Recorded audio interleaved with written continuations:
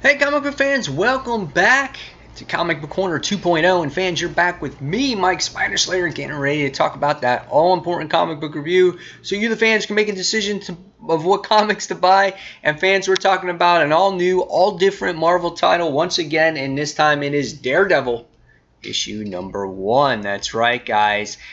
Here we get to see Daredevil in the black and red costume, and he has a new ally with him, as far as I know. I didn't get a chance to read the end of the last series, but I'm not sure if it really deals with anything that had to do with the last series. So, this book is written by Charles Soule, and the art is done by Ron Garney. And the colorist here is Matt Milla, which has a huge part in this issues as well.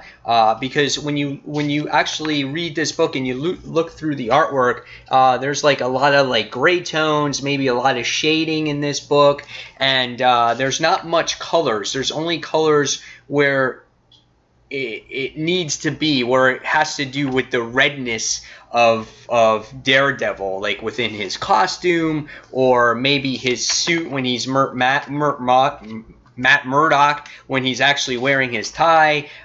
You know, certain things that go on, maybe when you see his radar senses or whatnot, but not a lot of colors, just different tones of colors. And it's kind of fitting because I guess what they're trying to go for is kind of have that experience of, in a way, maybe the way Daredevil sees. So I guess that's why it's very dark and you don't see anything. And it also takes place in New York and in Manhattan.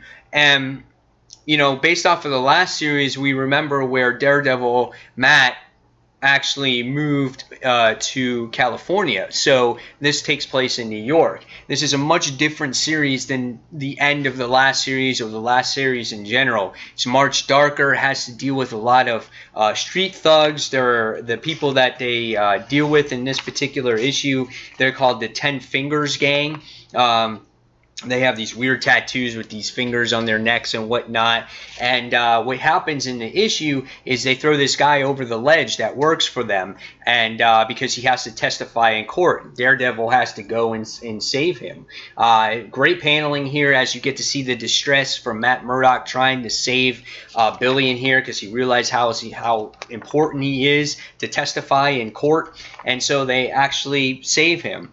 He saves him, and then you get to see this introduction to this character by the name of Blind Spot here that helps Daredevil defeat these street level gang. And so as the issue progresses, we get to see that Matt Murdock is practicing in a building called Hogan Place, but he's practicing in an actual elevator shaft because he doesn't have an office yet, which I thought was pretty funny.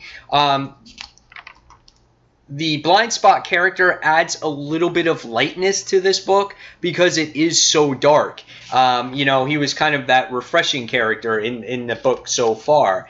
And by the time you get to the end of this book, you wind up seeing who this leader actually is. And he actually has like 10 fingers on each hand, which was kind of creepy. Now, the guy that's in back of him is actually Blind Spot.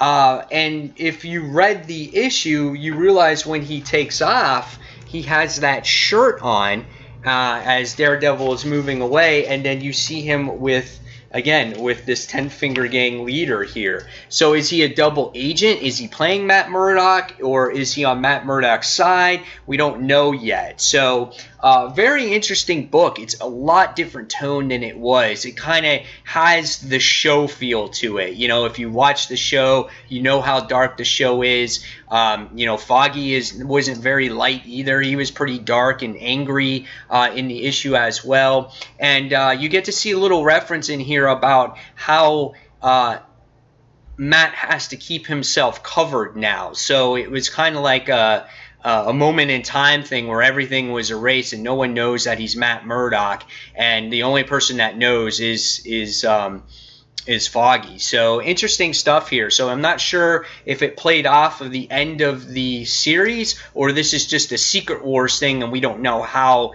this all came to be. So if you guys have any of those comments there to my questions or any answers to my questions, leave them in the comments below. But I thought this was a really good book. It's really, really dark all the way around. And are you guys turned off by this? Did you like the previous volume better? Or was that version too light and this is the version that you're looking forward to?